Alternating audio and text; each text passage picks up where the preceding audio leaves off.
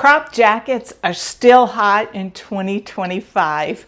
They can take a casual outfit and boost it, add a finishing touch, and they can add a bit of whimsy and turn what would be clothes into an outfit. Hi, I'm Christine. I am back with Izzy with another collaboration. Both of us like to be put together in our daily lives, and though we'd like to look modern, neither of us wants to be a slave to the trends. Not that I think anybody would think that we are trendy, and I am more than okay with it. As we chat today, I'm going to put up some inspiration, some images from online shopping that inspired both me and Izzy that we needed to have a crop jacket in our spring wardrobe. Then I'm going to talk about the jacket I'm wearing today that I sewed as part of the collaboration, all the details. So let's look at the shopping inspiration. Let me know if you like any of these. The first jacket just might be my favorite of the few that I've pulled from the internet. I love everything about it. Those big buttons and the collar really give it a vintage feel. The length of the sleeve is something that I'm seeing often and I'm loving it. The next one has some sweet feminine details. I love the gentle puff at the sleeve head and how the sleeve gathers. The next jacket has a lot of details of a cropped denim jacket. What elevates it a little bit are the embellishments like the shiny buttons and the padded shoulders. The next two jackets remind me of a suit jacket that I wore in the 90s as a young businesswoman. Though that one was a little boxier and the sleeves were not as fitted, the color of the jackets, and particularly the houndstooth pattern, also make it feel more updated compared to the one I wore in the 90s. I love how sometimes a vintage look, and I hate to think of the 90s as being vintage, can be updated with some slight style changes. The one I wore in the 90s would look frumpy now. This one I think looks really cute. The final one is so cool looking. I love the slim sleeves, and the t-shirt and jeans look so nice with this. It's very chic, very effortless looking, and very much something that the cool girl would wear. Since we sew, we can participate in these trends in a way that feels right for us. I want it to look modern, but I don't want to be stuck with something that I'll like for 6 months and then it's going to languish in my closet. I'm spending time and money to make my own garments. I think it's the time more than anything. I want to get a lot of wear out of it. Izzy and I were talking about our options. I had recently picked up the Deer and Doe Fougere Jacket, and I fell in love with this jacket. I'm wearing it today. And Izzy was smitten by the Patent Emporium Smitten Jacket. These jackets are very similar, but there are some differences. Izzy's looks more elevated. I chose to go a little more casual with mine. It fits with how I want to wear it. Izzy's is absolutely gorgeous, and you should go check it out after you watch this video. I'm going to put a link at the end of the video so you can easily navigate over to her channel. I think mine looks a little bit like a mashup of a jean jacket style mixed with a bomber jacket, and I sewed it in this beautiful lightweight linen. I'm going to review the Fougere, tell you all about my sewing experience, and then if this is not quite your cup of tea, I've got 5 pattern suggestions I'm going to leave with you for other cropped jackets that you could sew.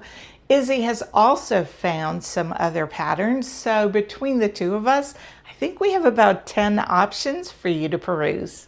Now I've made some notes here so that I remember to tell you everything about this sew. The Fougere Jacket shirt is by Deer and Doe Patterns. It was released in the spring of 2022. I'm going to put the Instagram hashtag down here so that if you want to search it and look and see what others look like wearing the jacket, I find it's very useful to do that, and we're going to talk about that in a minute. So this comes in 2 size ranges, and one of the things that I really like about Deer and Doe and Closet Core, because Closet Core did buy the Deer and Doe pattern catalog, is that when you buy one size range, you get them both. And that's really good value, especially for someone like me who sometimes straddles both size bands, or I also sew for other people in my life. So it comes in the 2 size ranges, 34 to 48, and the curvy range, which is 46 to 60. The bigger size range does draft for a CD cup, whereas the 34 to 48 range is for a B cup. I sewed View B, and I sewed a size 52, so that was in the curvy range. The only alteration I made was to lengthen the body of the jacket, and I added 2 inches to the jacket, and I'm very glad I did. This is how Deer and Doe describes the pattern. Overshirt jacket, lightweight jacket, whatever you want to call it. Fougere has you covered. The voluminous 3-piece sleeve is ideal for layering in the spring or enjoying as a loose and breathable piece in the summer. Now, I will say I put this on last night with no top underneath. This is lightweight linen, and it felt really nice against my skin. With plenty of design lines to play with and 2 dramatic but distinct silhouettes, Fougere offers endless, fresh, and bold style opportunities. The version A has a curved hem, and version B, which is the one I sewed, is cropped with an elasticated hem. They rate this pattern difficulty as intermediate, and I would agree with that. The pattern is very well drafted, everything matches up well, but I think some experience will be helpful when it comes to attaching the collar. Again, it matches up nicely, so if you have a few garments under your belt and you go slow, I think you could get beautiful results. Where I think you may need a little more time or processing if you don't have a lot of experience is with some of the instructions. Now, they're great. I had no trouble with them. I would classify myself as an intermediate sewist, but some instructions, they just know that you're going to know. So they don't spell things out like patterns that are designed for beginners would. And I wrote down an example here. So in a beginner pattern, they might say, fold the first section over 1/2 inch and give you a measurement. You will have that pattern marking, but they also will add that it's 1/2 inch. To the next fold line and press. Then fold this to the next fold line. Instead, the pattern just tells you to use the fold line markings. Or the instruction might tell you that when you're placing your interfacing strip, to place it to the left of the second fold line or something like that. Now that is useful even for people with lots of pattern making, sewing experience, because if you're like me and I was a little bit naughty, I did not do the interfacing for the sleeve vents or along the front fold lines when I cut the pattern out. I did interface right away my collar and the collar stand and the cuffs, but I don't know why, but for some reason I had left those pieces uncut and uninterfaced. So when I got to that point in the pattern, I had to kind of scroll and look and make sure that I was placing the interfacing where the pattern designer wanted. Not a deal ender, but it would have been quicker if it were in the written instructions, just briefly. Just something to be aware of. So before I sewed this project, I went on Instagram and did my research, looked up the hashtag to see what kind of information I could find out from other sewists, in part to include it in my review, but also before I got sewing, it's nice to have a heads up, particularly when it comes to the fit of the body. I did do a quick fit muslin for just the bodice part, but I wanted to see if there was anything else I should be aware of before I started the project. Crickets. There was not a lot on Instagram. I looked, there were only, I think 3, maybe 4 posts with the View B. One of them was by a woman who made 2 versions of the View B, and then I think there were 2 others. The rest of the posts, the individuals had sewn the View A, and still there was not a lot. Or I should say I was surprised that such a cute pattern as this didn't have more posts on Instagram. I went to YouTube to see what I could find here, see if there were tutorials or anything that I could reference to you in this video, and there was nothing. Again, a little bit surprised because this is a super cute pattern from a well-known designer. I don't know if it was just the timing with the release of the pattern, whether it was the competition with the very well-known Logan jacket that you can see all over the internet. It's anybody's guess, but there's not as much information out there. So I decided I would go to Deer and Doe's webpage, and sometimes designers will have tutorials, tips, little sew-alongs. I just wanted to see what was there. And when I clicked on the link of more, I got to a broken link. So I dug deep into the website. I found a few tester versions on the blog, a little bit about the pattern, but not a lot of information that I hadn't already picked up. I did message Closet Core and they were fantastic. I told them about the broken link. They got to me very quickly and they thanked me. They had fixed the link and they sent it back to me where they had collected all the information on the Fougere, linked nice and easy to find. So I find that very responsive. I sewed my Fougere in a lightweight linen that I purchased from the fabric store years ago. And most of this fabric was scavenged from a pair of Sophia dungarees that I sewed in, I think 2020. I was very unhappy with the look of them. I did try to fix them and this just wasn't the pattern for me. So I saved it to scavenge. This raggedy bit. I still have some fabric here. This is really nice linen. I don't want to just toss it. And I'm going to find another scrappy project for it. This is not a fabric hungry pattern. There are 14 pieces to this pattern. There are 3 pieces to the sleeve and then a cuff. All of these can easily be gotten with careful placement out of the this, that, and the other of a remnant. Because the fabric was non-directional and there were so many individual pieces, none of them being too large, I was really able to make good use out of the Sophia dungarees and my weird offcuts. I got a new jacket that I love and I'm gonna wear.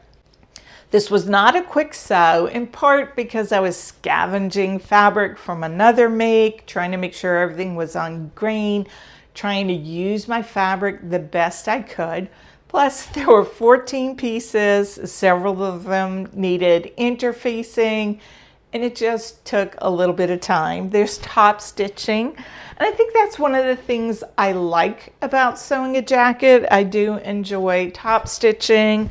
I put all the pockets on that were in the pattern. I've got 2 big chest pockets, 1 little one. I added a fun label. This is, I can't remember. I think it's a Sarah Hart's label. It says Savage, not average. If it's not that, I'll put it down here on the screen. And I think this blue-green looks really nice against this foresty green. And I felt like the jacket needed something, that I had all of this green. The pockets weren't really standing out as much. I didn't want to do a real contrasting top stitching because at one point I just wanted to get the jacket done and be able to wear it. So I'm happy with my choice of putting a label right here on the front. This is a little bit more casual make, and I think the label kind of adds to that without being so clashing that it'll make the jacket hard to wear with other things. When I say this takes longer, it should not have taken me as long as it did. I think that this was a month in the making, and that was 3.5 weeks of non-making. I cut my pattern pieces out. I did my fit muslin very quickly for just the bodice. Found that the size 52 was great for me. I liked the length that I added, was good to go. Cut all my pattern pieces, and then they sat. We were traveling. We had a lot of house guests.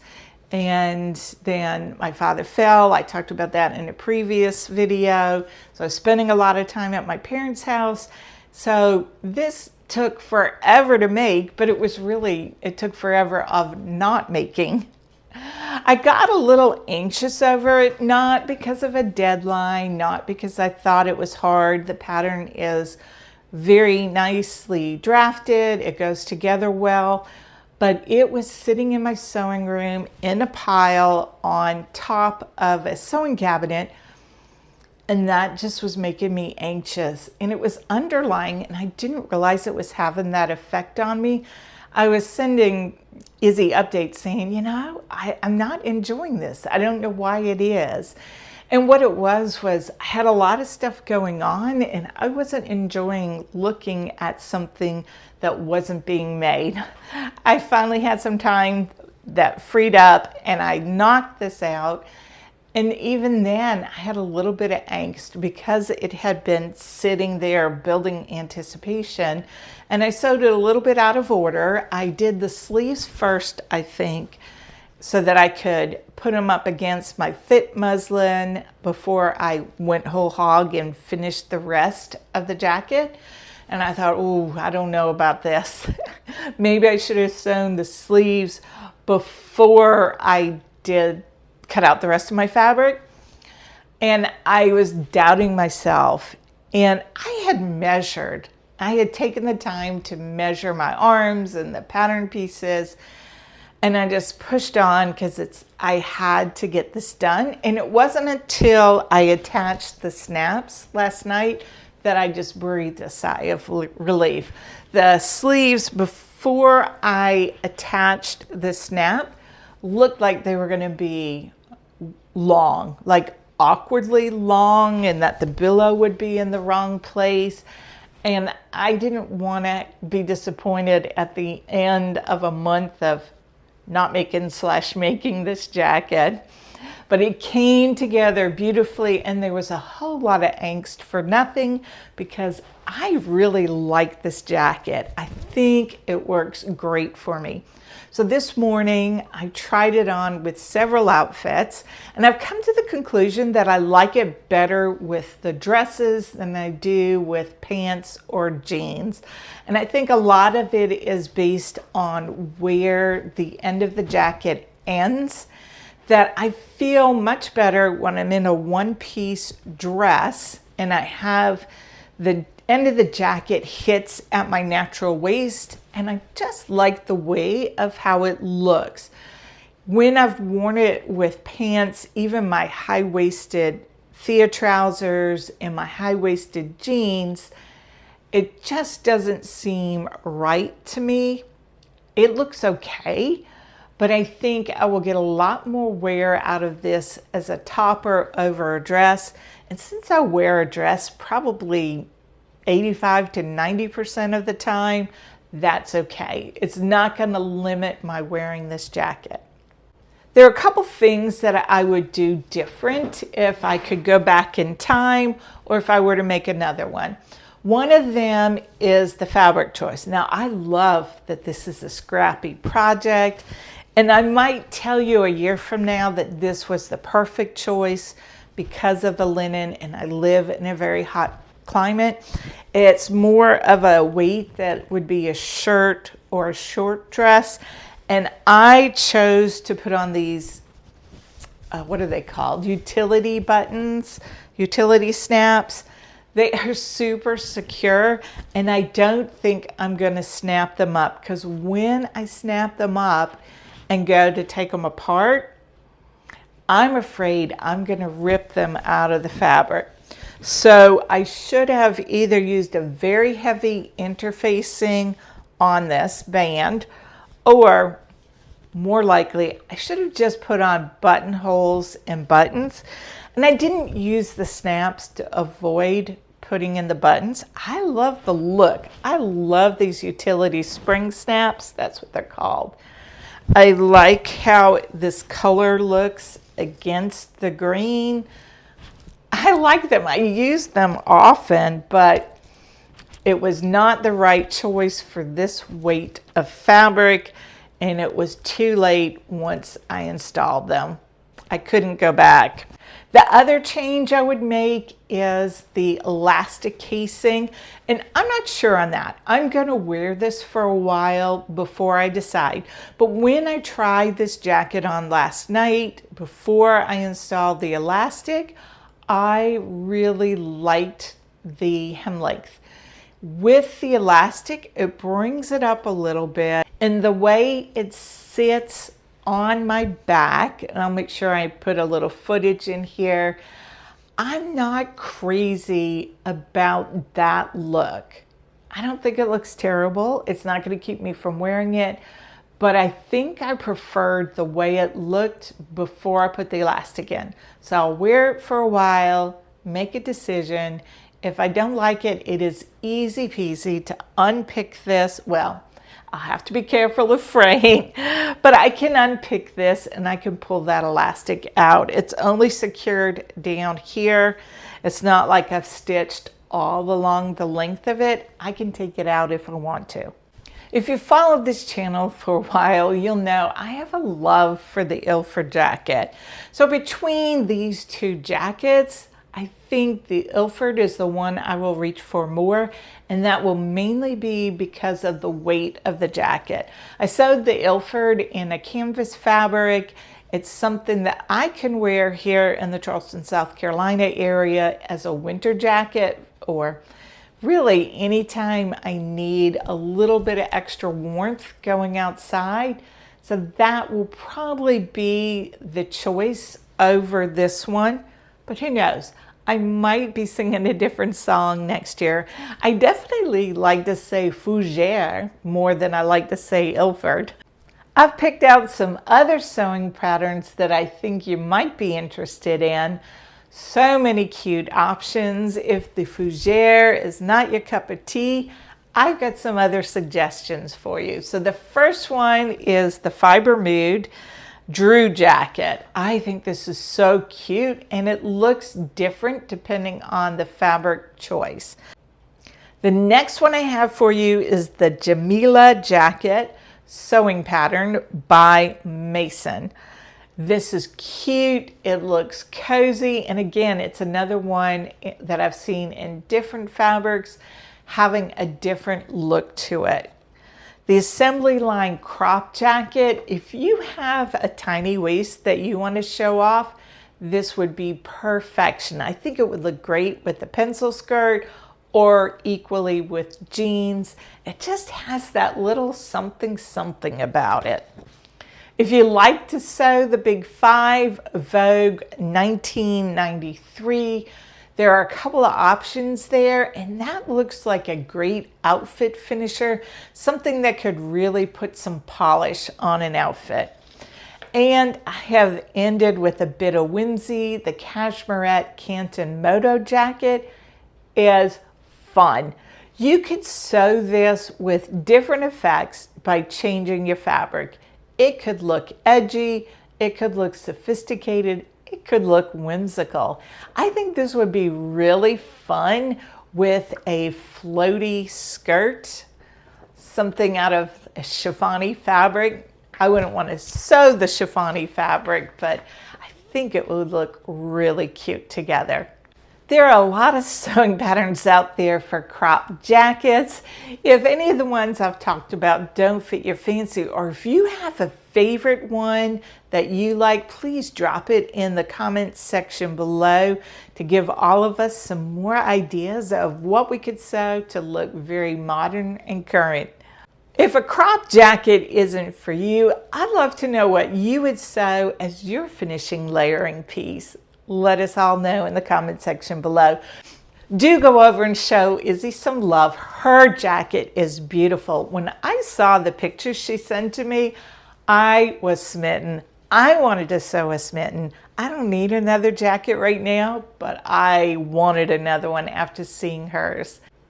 If you enjoy our collaborations, let us know by giving us a like. And if you have ideas for future collaborations, let us know in the comment section below. We will consider it. Happy sewing, and I will see you soon.